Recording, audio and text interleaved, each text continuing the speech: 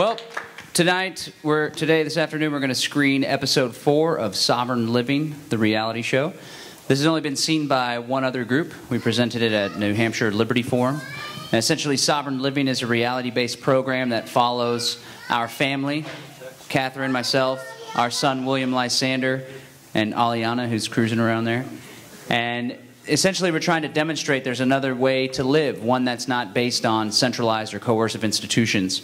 And the show explores a variety of different alternative institutions, from food production to natural health. And in this particular episode, we explore alternative currencies, including silver and especially Bitcoin. So we're really excited about the program we're putting together. So far, we have 3 episodes that are 100% complete.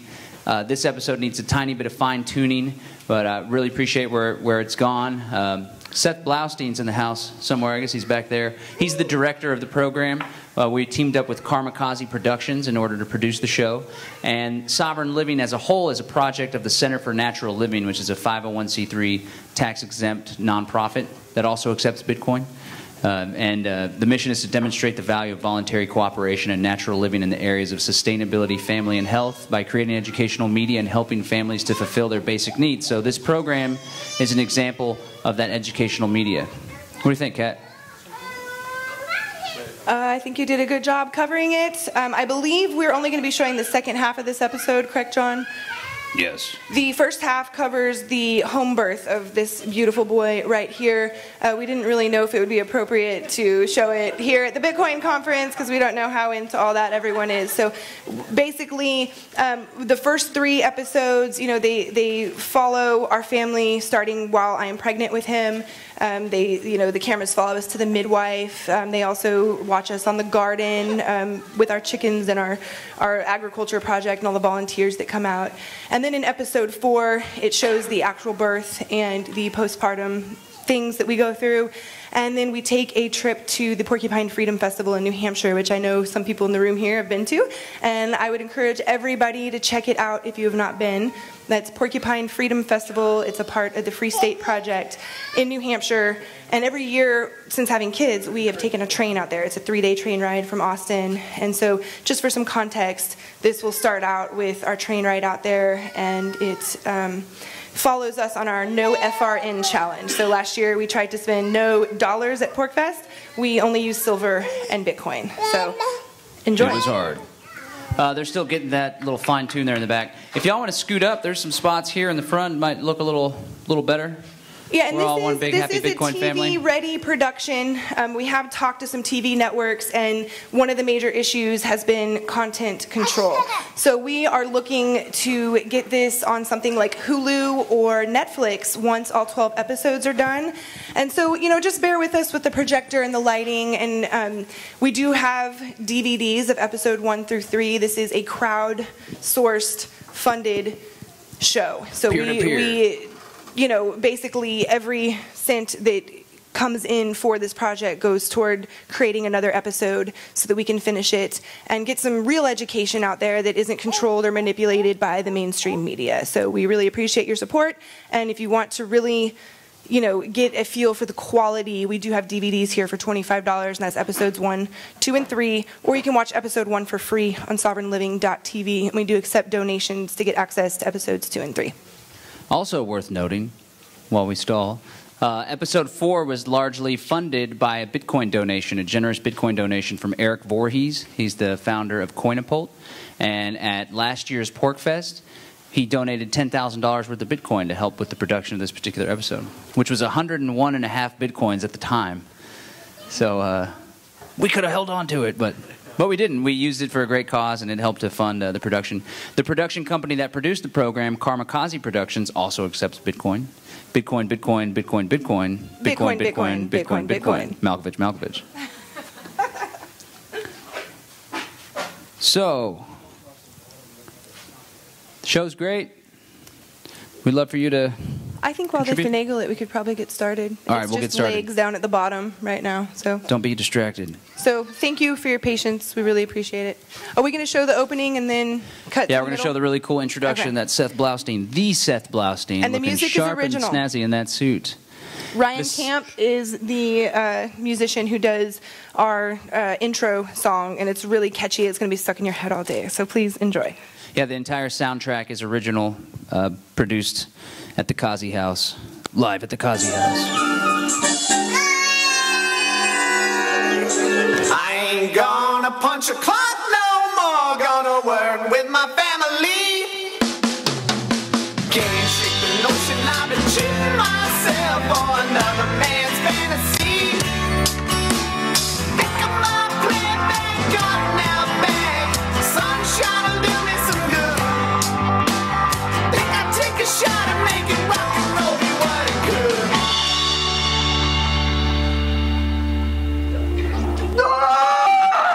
Push and don't make any noise. Push. You can push. Chin down. You can do it. The baby's coming.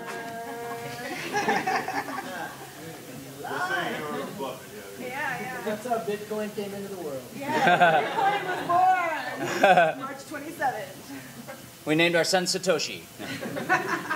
Okay. Looks good. All right, this picks up after the birth of our second child. Spoiler alert, everything went well. He's here. And our trip to New Hampshire to learn about alternative currencies. Dense foods that can feed the family and also be traded. While Kat and I head off to New Hampshire, Paul will stay home and focus on planting the garden beds. We're on our way to the 10th annual Porcupine Freedom Festival in Lancaster, New Hampshire. We're taking a train, quite the long ride. Thankfully, we have one of the sleeper cabins. 3 days. Yeah, and one of the reasons why we decided to take a train is because we refuse to bring our children through the TSA checkpoints. We don't want them to think that that's a normal occurrence to have a security Nazi-style checkpoint where people are getting groped and having to take off their shoes. So even though it's certainly less convenient than a flight, we choose to take the train. But we're going to have a good time and see the country. We'll be in New Hampshire soon.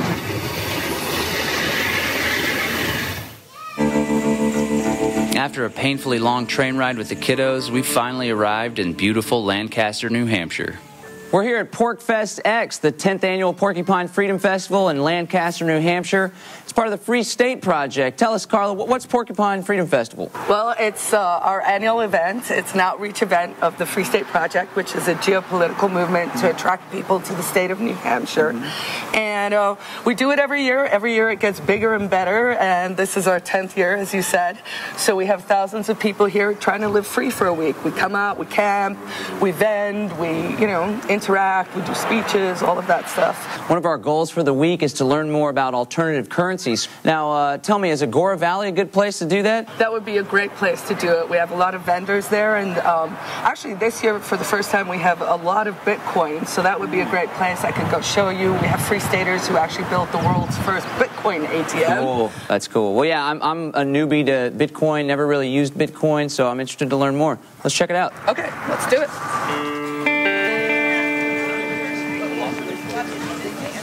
Yeah, I saw some. So this is Agora Valley. Sure is. Wow, pretty cool. So tell me, what is agorism? Why is it called Agora Valley? Well, it's basically doing your businesses outside the system on a voluntary basis between people without regulation or some overlord telling you what you can and can't do. So without regulation, so these people aren't licensed, there's no food permits, that means there's no inspection. Right. People would assume that people are getting sick. Does that ever happen around here? That's never happened here. We've been doing this for 10 years. No one's ever gotten sick. And of course that makes sense because as a business person, you don't want to poison your customers. You want to give them a great experience. And Or I have Dawn texted. you don't need the state to tell you got an A grade on your 10. Yeah, Your customers reputation will goes a tell long you. way. That's great. Cool. Well, I'm going to check out some of these sites. Thanks for showing me. Sure, enjoy. After Carla showed me Agora Valley, I ran into a friend who gave me a quick lesson on the foundation of economics. So we caught up with Bob Murphy. He's a PhD economist, and we're going to talk to him about what value really means and why it's important for a local community, for families and individuals to have more control over the medium of exchange that they use in their local economic transactions. So Bob, maybe you could start by just explaining what exactly is value? How do we determine what is value, what's valuable in a market? Well, ever since the 1870s, economists subscribe to what's called a subjective value theory, and that just says that value is in the mind of the beholder, that material objects don't have intrinsic value, rather it's just how people get usefulness out of the items. So, for example, crude oil used to be a nuisance. If you found this sticky stuff in your backyard, you wouldn't want it, but then when people determined how to use it to make gasoline and so forth, now all of a sudden that's a great thing to have. It's not that the oil changes, it's just our ability to use it. Okay, so it's important that the value remains subjective, and it's about what the needs and wants are of the people that are using the currency, right? Right, that's exactly right. That depending on what people want to do and their mental abilities to figure out uses for the things, that's what determines the value of something. It's not in the object, it's in the mind of the people looking at it. First of all, what is the Federal Reserve Bank?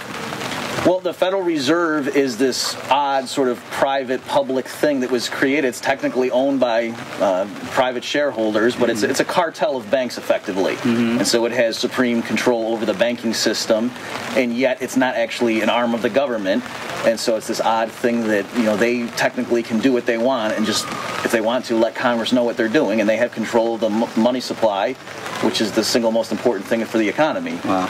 And so they control how many dollars there are. What would you recommend for people that are looking to use a currency that allows them more control and more assurance that it's not going to be manipulated by someone else? Just like you wouldn't want to have the government in charge of making cars or making television sets or computers, you don't want to have the government in charge of the money. That's a crazy system. Given that we're in that system, the way people can sort of opt out is to use alternative currencies if they can. Okay. The problem is you got to find other people willing to use those currencies yourself, but to the extent that people can do that, I think it should be explored.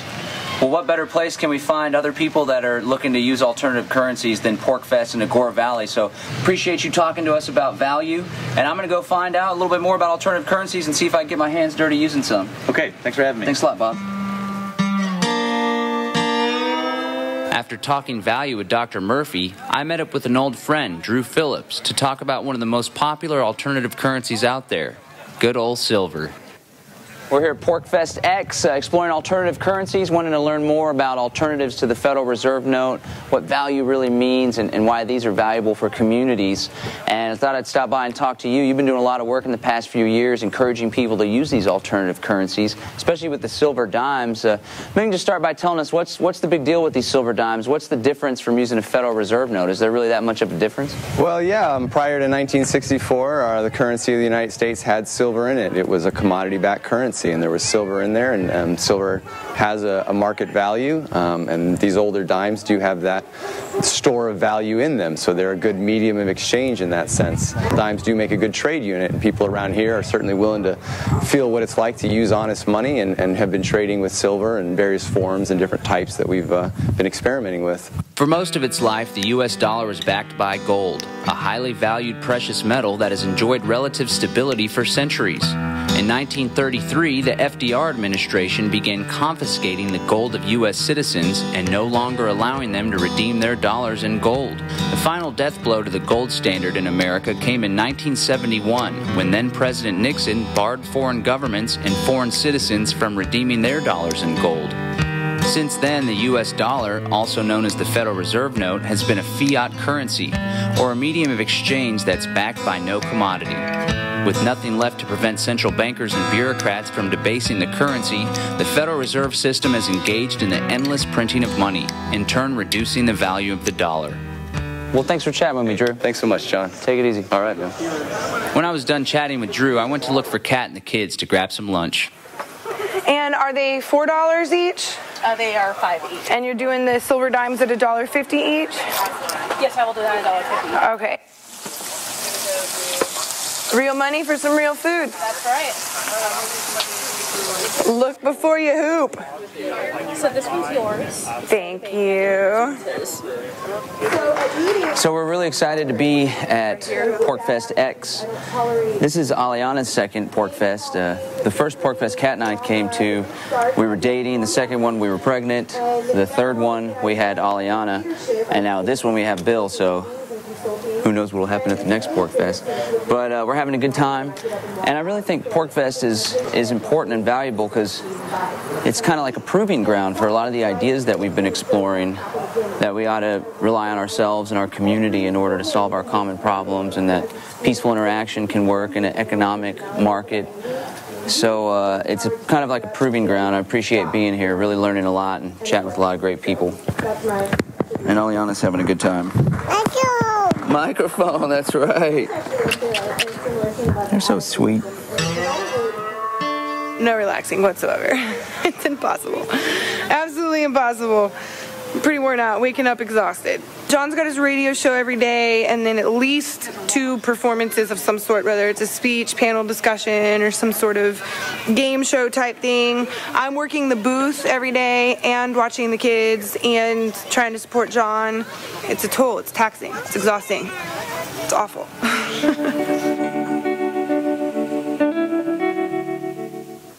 The next morning, I met up with Eric Voorhees from Coinapult to try to unravel the mystery of Bitcoin. Let's just start by asking, what exactly is Bitcoin?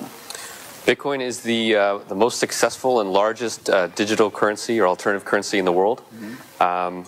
Basically, it's just a commodity that is digital, and it allows any 2 people to send and receive the currency unit between themselves without any central party being in control. There's no bank behind it. There's no government behind it.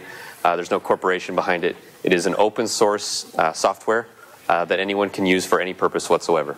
Bitcoin is a decentralized peer-to-peer cryptocurrency. It uses cryptography, or the solving of complex math equations, to ensure there is no fraud or the same money is not being spent twice. Because there is no central authority, no one can manipulate the money supply by inflating the currency. The security of Bitcoin is distributed throughout the system. More importantly, Bitcoin allows for peer-to-peer exchanges, meaning I can send money to a business or friend directly without having to go through a bank, corporation, or other middleman. Not needing to rely on central institutions is a key component of sovereign living. I'm really excited to learn more. The laws of mathematics cannot be broken by government. No matter how many guns you pull, you can't change a math equation. And Bitcoin uses that essential principle to build a money system. So I can send you Bitcoin, and no party, no matter how violent they are, can ever prevent me from doing that. It's a direct from me to you, using cryptography, using mathematics, and no government or bank can prevent it. So how would I go about using Bitcoin? Bitcoin can be very easy. So basically you can use it with nothing but a smartphone. Okay. So you just have your phone, you go to the App Store if you're on Apple or the Android App Store, and you can download one of many Bitcoin wallet apps. Mm-hmm. And with a Bitcoin wallet app, you've now made an account. And once you have that, anyone can send you Bitcoin from anywhere in the world without anyone else having a say in the matter. I'm really excited to hop on board the Bitcoin train. Time to make a quick exchange, turning my Federal Reserve notes into Bitcoins. I know just the place to make my first purchase. George Mandrick. Hey, what's up, John? How are you? Good to see you, man. Man, I love your food. I hear you accept Bitcoin, too? Oh, yeah, man. Whole week we've been taking it. That's great. Yeah. Well, let me get a Boner Joe, then. All right, dude. You want a Boner Joe? Yeah. It's a plate of gyro meat, you know. You that hungry? Yeah, I'm down. All right, dude. Boner Joe. So, this is my first Bitcoin transaction. I got a blockchain set up on my phone, so I'm interested to set it out. Do I just scan this QR code? Yeah, I got a QR code here. I got a QR code up there. You can go scan whichever one you work. All right, cool. Here we go. All right, I'll put this in. Hey, Tracy, I got a boner for John. Don't we all? Thanks a lot. That's like blurry, kind of, and looks like slightly digitized, I guess you could explain it. And then there's a little bit of it going on down here in my peripheral. Migraines come with vision things, so you could be about to get one. You should drink a lot of water. I don't do migraines. Not my style. The Boner Joe was great, but it didn't really make me feel too well. To be honest, we haven't been eating very good at Pork Fest. Been eating a lot of festival food. And we just gave birth to William not too long ago, which was very exhausting, so we're pretty worn out. We're going to take it easy tonight.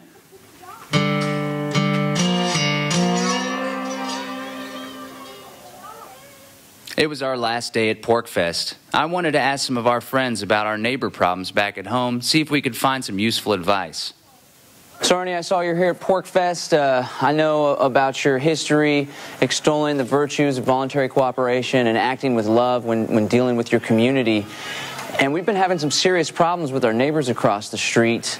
Everything from them stealing stuff from our property to neglecting their dogs and having their dogs come attack our chickens. We go over to talk to them, and they show no respect. They don't seem to care. And we've kind of been talking to them in kind of a defensive, confrontational way. So I just wanted to chat with you and get any advice or wisdom you have on how to alleviate this problem without having to rely on the police or any state institutions. You know, I've found over the years that love is a very powerful tool. You leave them a dozen eggs, you know, every week. You know, you talk to them, you interact with them, you do your best, you try and get a translator if that's a problem. And I'm telling you, it makes it, at the very least, if it doesn't solve all the problems, it mitigates a whole bunch of other stuff. Yeah, for sure. It definitely has people's guards removed, and there's no defensive action going on. So what, you think it'd be a good idea to start bringing them some eggs? You know, I don't see anything else that would produce a better result. Cool, great. Well, thanks for sharing your thoughts with me, Ernie. Pete, what's going on, man? How are you? See you. Yeah, it's good to see you.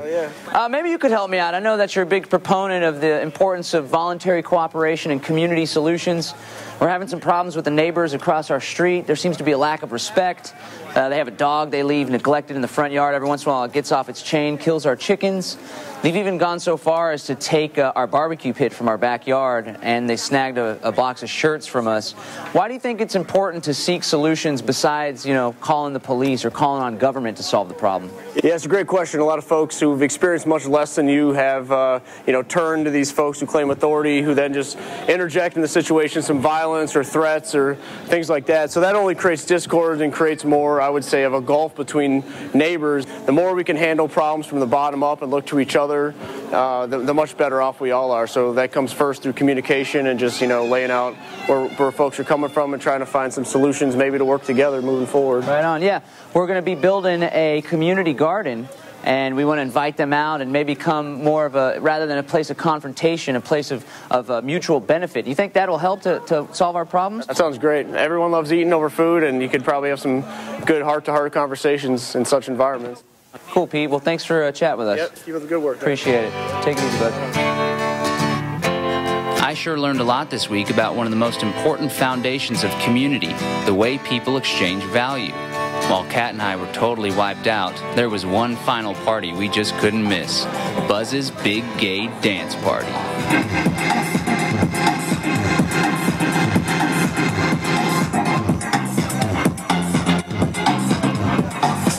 Kindly hand me my cannon, honey.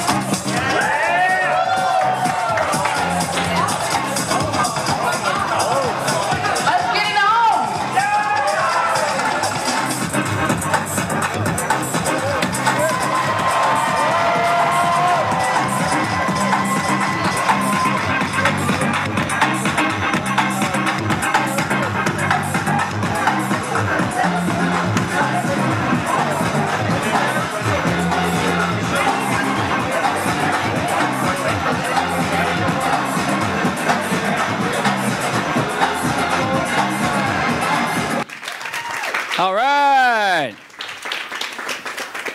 Well, that's the show, episode 4. What'd y'all think? Cool.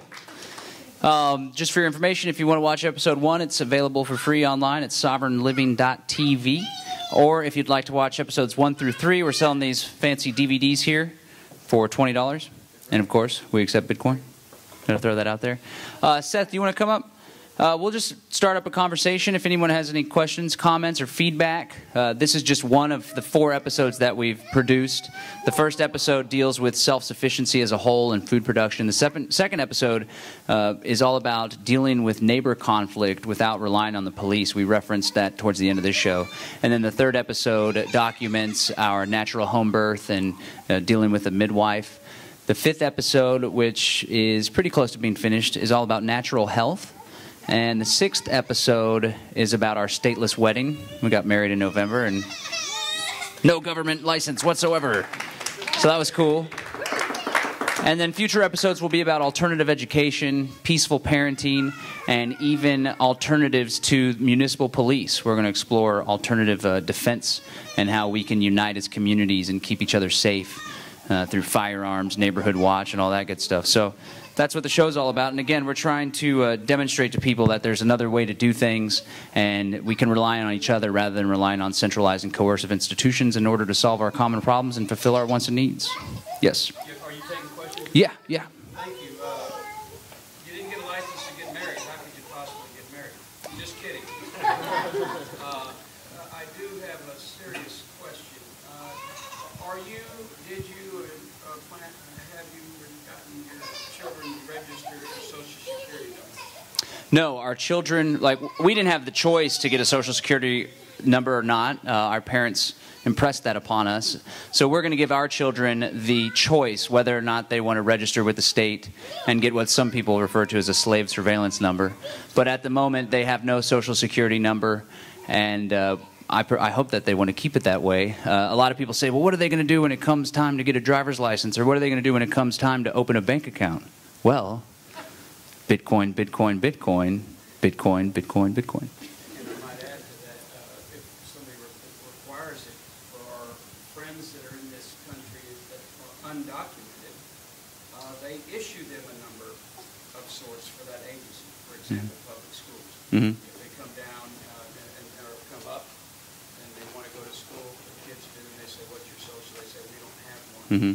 They issue them a school number of the same number of digits. Sure. Yeah, so, microphone. I wish I had got my free Social Security, but I didn't wake up till about 5. Sure, sure. It'll also be their choice. So if they want to attend a school that requires that, or I think technically it's only required for Medicare and Social Security legally. Supposed to be. So if they decide that that is something they want to do, that's their choice. A point that John's dad brought up when we were discussing this before we had kids is that he got one when he decided to work, and it was his choice. So it will be our children's choice as well. Choose freedom. Hopefully that's the choice they make. But if not, that's okay. They could turn into big government-loving Democrats or something. I never know. Hopefully not. But if that's the case, then by all means, just don't tax me, bro. Yes. I suffer from migraines also. I noticed you had one in the last episode. Do you suffer from them regularly in episode? I was wondering if y'all go over natural remedies in the episode. I'm the sufferer of habitual migraines. I don't think John's convinced that he was actually having a migraine, but natural health and natural remedies is something we're going to have. Yeah, right. No, we will have an entire episode dedicated to natural health itself, and dealing with migraines is something that I've had to do, and I don't do the pharmaceutical thing. So. I had a good friend who in elementary school would get migraines all the time and would miss a lot of class. And then in middle school, he, not me, started smoking marijuana. Migraines went away. There's a pro tip. Maybe you have experience with that already. To answer your question, though, yeah, in episode 5, that episode is entirely themed about alternative health. So they visit a bioenergetic and alternative holistic practitioner in Austin that helps them with some of their ailments. So the whole following episode after this, all about alternative health. The original concept behind Sovereign Living, it's something Kat and I have been kicking around since 2010. The original vision was that it was supposed to be a spoof on Martha Stewart living. That's how we came up with the name Sovereign Living. And it was going to be Catherine dressed in a day dress in the garden or at the gun range or canning. But we linked up with Kamikaze Productions, and it was actually Seth's idea that we do it more of a reality-based program. So maybe you could share some of your inspiration behind that and why you think this is a good model for the message that we're trying to convey. It's hard to remember all the way back there, but I guess it just seemed like a ripe opportunity to tell a story in a way that people are kind of used to through reality TV, and to be able to reach an audience. I mean, every time you talk about storytelling, you got to think about, well, who do you want to hear the story, especially if you have a certain social change kind of in mind that you're trying to inspire. And so, unfortunately, there's a lot of garbage television that's out there, and that's what people tend to zone out into. So the reality show, this kind of concept was to try and package it in a way that it appeased the stupid in people, to put it that way, while also using that as a vessel to open up conversation, to actually put genuine educational material in there, but wrapping it all into, there is some benefit to reality TV. It is mindless, and sometimes that's okay. And, you want to let loose and laugh sometimes. But I think creating a hybrid that's not just plainly, stupid, and adding some educational elements into it is kind of where we landed. And I think it's hopefully a direction that television can move more and more towards. I think it's better that way anyway. No one would want to see me standing there hosting a show while I'm pregnant and dealing with toddlers and exhausted and grumpy and like, here, let's can some stuff. I'm really tired. I think this way is better. Yeah, most TV execs would tell you that people don't want to be educated when they're watching content, but that's just not true. I mean, if you feed people that for years and years, they're going to become accustomed to it, maybe. But I think people are eager to learn things, and I think that the more we can have content creators focusing on creating, meeting people on the level that of respect that we give to all human beings, in terms of their intelligence, and then it just is an upward spiral from there. And on that note, I think if you did enjoy the show, it's very important that you support this any way you can, whether it's just posting about it on social media or buying a DVD, because the leaders in culture come through television, music, and all those sorts of things. And if we don't embrace that, then we're not going to have anybody leading us in that direction. Drew Phillips. Can you talk about how you're going to go about it? Is Netflix the best you can do, or is there a chance we can get this on? I can only speak to that to the degree of, Karmakazi's involvement with this is to produce the content, but just knowing that kind of landscape, which is sort of dissolving because of decentralization, right? Because it's easier and easier to get content up online in different ways. The big media producers are kind of falling apart, and there's new avenues for shows like this to be produced on a small level and to be distributed on a massive level. Right, so it used to be that you would have to raise several $1 million, sometimes per episode, for these shows. Because the technology of recording is getting cheaper and cheaper and the quality is going up, it's enabling more people to create high-quality content at a grassroots level without having huge executives at every turn of the creative process saying, no, we can't do that, or we can't do that, or no, we can't talk about Bitcoin in that way. Or, you're getting a more bottom-up now content creation system. Or lack of system is a better way to put it.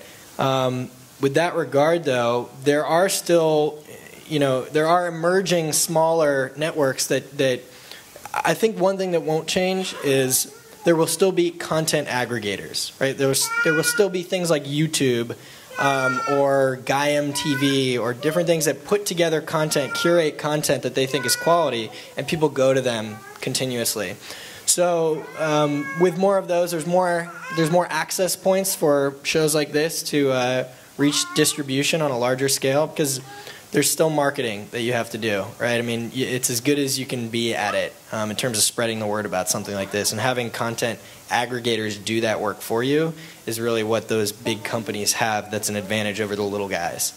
So to go in a roundabout way of answering that, there's definitely opportunity to have this curated by content aggregators in that sense. I think it could potentially end up on television, but that paradigm is changing rapidly. So everything's going to be streamed eventually, and it won't matter quite so much about where, whether it's on TV or online. We have had a couple of mainstream production companies that are affiliated with television networks reach out and want to produce the program and put it on television. However, each one of them indicated that were we to put it on mainstream television, the network would purchase the program and ultimately have creative control over the final production. And so Catherine and I do not want to give up creative control. For example, episode 5 is all about natural health, and we're really going to stick it to the pharmaceutical industrial complex. Boo, Big Pharma, boo. And Big Pharma is like that. 80% of the ads for most television companies these days, it seems. So I would imagine that they wouldn't be happy with some of the content, and we don't want to give up control. We're trying to be consistent with the philosophy of sovereign living, in that we don't want to rely on a centralized institution to distribute it. So we're going to try to get it on Netflix, Hulu perhaps, or Amazon TV. And one idea that we're kicking around is releasing the full 12-episode season for free to the public and using it as a draw to encourage people to sign up for an online subscription-based network called sovereignliving.tv, whereby we link up with some other experts and individuals that are interested in exploring the various areas that we cover. For example, we work really close with the Armand family, and they are the founders of Parents for Liberty. So I think it'd be great to have a little spin-off, maybe 8 to 10 mini episodes that are 5 to 10 minutes long each, where Justin Armand takes the camera along and learns about unschooling and homeschooling and Montessori and explores some of these things with his family, and then him and our family meet up. And one thing that could happen is, featured within the 12-episode show of Sovereign Living, it could be interspersed with these little spin-off routes. So there could be a whole 8 to 12 spin-off of Bitcoin. So we take what we started in this episode and dig even deeper, exploring mining and the exchanges and going to use Bitcoin at local businesses in Austin. So I think it'd be exciting to have a subscription-based service that does just that people can pay $5 or $10 a month and get involved and take each one of these areas deeper. And by doing that, we could have our own distribution channel through sovereignliving.tv. Just an idea. And in episodes 1 through 3, our roommate Paul had a little bit more of an appearance because we went on this trip as a family alone. But people are really, he's a Tai Chi instructor, and so we thought it'd be really neat to put like a Tai Chi class together, like an online Tai Chi class. So not only could you watch educational material, but there could be yoga classes. There could be things that are actually, you can be interactive and participate with while you're watching. So that's kind of the angle. And as an example of what I was just talking about how the paradigm is shifting, is now ideas like that were just thrown out are becoming more and more feasible, whereas the TV exec who's going to... I'm so sorry. Leave it to the Bitmom. I'm so sorry. The television executive who's going to question whether or not they'll put $1 million into a show, they're not going to come up with creative ideas like this. What they're going to say is, we want Kat and John to fight more because that's what boosts ratings. And that's literally how that mindset operates for reality television. Is what boosts ratings, and it has nothing to do with whether or not it's elevating the intelligence of the viewer or not. There's that mic over there. Yeah, that's not number 4. We have any other questions? Do you have a question? Yeah. So when you were pregnant, did you avoid the medical industrial complex, I guess you could say? How did you, because you did the home birth, was it just that part, the end of it, that was natural? Or was the whole pregnancy? I'm working my way around the long way so I don't make a loud noise again. I'm so sorry. Yes, we avoided the medical industrial complex the entire way through both pregnancies. We had 2 home births. We used a midwife, Mary Michael Potter. She's the best midwife in the state of Texas, and we watched a documentary called The Business of Being Born. If you haven't seen it, I highly suggest you watch it. It's put on by Ricky Lake. You all know her talk show from like the late 80s and 90s. And she became a birthing activist and advocate after she had a birth experience in a hospital that she was not happy with. So that inspired us to do things differently. I had never really heard of a midwife when I first got pregnant, and so watching that documentary set us off on a journey. I switched to a different diet. We started seeing a naturopath. I took a very extensive set of vitamins, not the prenatal that you get, that's already prepackaged, but I'm talking like 15 different jars of vitamins that I'm taking, 6 different times a day, and never set foot in a hospital for either of the births. The only intervention that took place, will he let you hold him for a second? The only intervention that took place at all was, welcome to my life, ladies and gentlemen, up close and personal. The only intervention that took place was with the birth of Aliana. She was actually born with her hand straight up in the air, and I was really struggling to get past the point of crowning. And so my midwife gave me a topical shot of Lanacane kind of in my rear end to help my body relax over the hand. But in a hospital environment, that is a C-section situation. So if you have, a child coming down the birthing canal with their hand in the air and you're struggling, the doctor's going to say, well, it's time for a C-section. And so, William's birth was 100% natural, all organic food, quit eating casein and gluten because those were things that were bothering my body after seeing a naturopath. I had really bad acne. It was the cheese causing that. So major diet changes for both of us, and absolutely no medication whatsoever, 100% natural other than that one shot of Lanacane.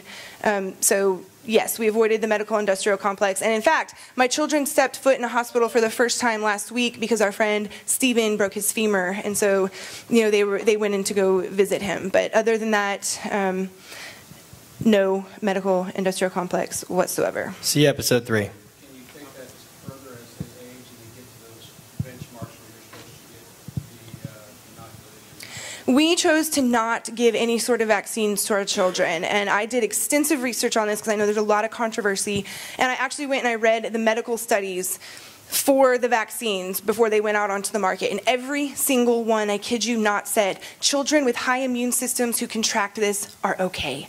And I decided, and John decided, that instead of the potential risk of inoculating them with a virus and the additives and the preservatives that are inside the vaccines, that we would instead focus on building our children's immune systems, and that means high quality food, providing building blocks for their body that will last a lifetime. And both of them are a little sniffly and coughy right now. It was really cold yesterday in the vendor area, and there was no heater, and it was pretty miserable, but we really have had no issues with illness in our family. If anyone starts to come down with anything, we use a nebulizer, and we nebulize, colloidal silver and food-grade hydrogen peroxide, and that just nips it right in the butt instantaneously. And of course, vitamins. Aliana loves taking adult-sized capsules, vitamin C. She'll be like, more vitamin C, please. And we're like, no, you need to slow down. This is like a medicine. You can only have so much. So we've really gone through great lengths to A, do the research, B, surround ourselves with a support team that knows more than we do so that when something happens, we feel comfortable, finding solutions that don't involve what we believe are risky behaviors, which, in my opinion, going to a doctor in the current medical industrial system is a risky behavior. Just like birthing in the hospital with a normal birth is a very risky behavior in American modern society. Does that answer your question? Other questions? Cool.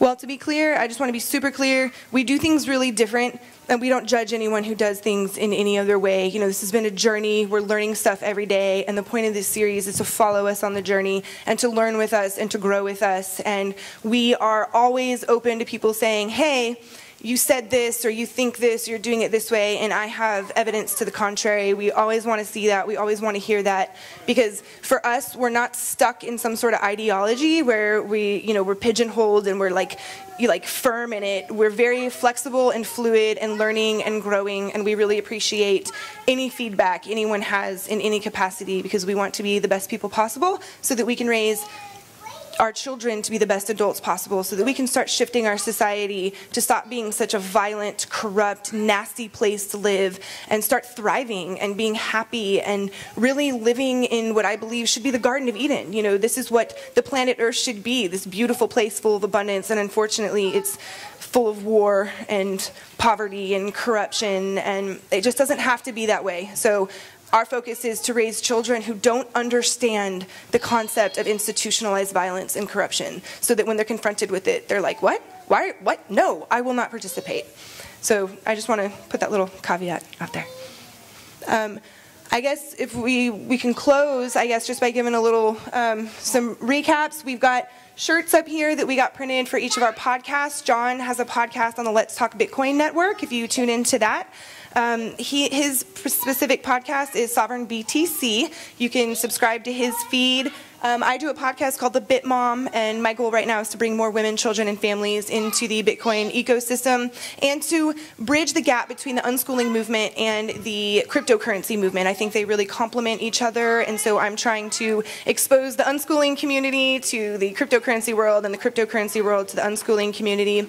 We also, our family runs a small business called the Liberty Beat. I think John mentioned it earlier. It's a 5-minute top of the news service. It is powered by Bitcoin, and there's Bitcoin news on there. If you don't live in Austin, it's on 90.1 in Austin. It's also on LRN.FM, so a lot of New Hampshire folks hear it on radio stations out there. But you can subscribe to the podcast and get that. And we're also at the point now where we're looking to sort of expand. And so if you know of like-minded radio stations or networks that would be willing to air I think a more reasonable news service than like ABC or Fox News, please send us their contact info, and we would love to get, something like that going. Is there anything else, John? Bitcoin, Bitcoin, Bitcoin, Bitcoin, Bitcoin, Bitcoin, Litecoin, Dogecoin. And we're also really into natural health. Downstairs we have a booth where we're vending Brave New Books products, and some of those items include My Magic Mud, which is an all-natural tooth whitener made by our friend Jessica and her family, the Armand family. It is a charcoal-based tooth whitener. There's no chemicals in it. It doesn't hurt your mouth the way standard teeth whiteners do, and it helps cure infections and cavities by sucking the toxins out while you brush your teeth. So we're vending things like that, colloidal silver-based deodorant, etc., etc. And we really like to support Brave New Books. The owner, Harlan, is here, at least he was earlier today. And so if you're in town for a while, if you're staying for South by Southwest, please check them out at 1904 Guadalupe. They're on the drag across the street from the UT campus. But wait, there's more. If you buy right now, we'll take 20% off just for you coming to this screening. That's right, 20% off. This awesome Sovereign BT shirt, the We Can Do Bit, strong feminist Bitcoin shirt, and the Sovereign Living DVDs. That's right, 20% off. And a Liberty Beat shirt. That's right, My Magic Mud. It's an infomercial too, folks. We don't work for anyone, we work for ourselves, so this is how we earn a living and feed our kiddos. So if you want to support what we're doing, buy some stuff from us. And share the show with all your friends and family. Thanks. Thanks, everybody. Thanks, Seth. Thanks for coming out.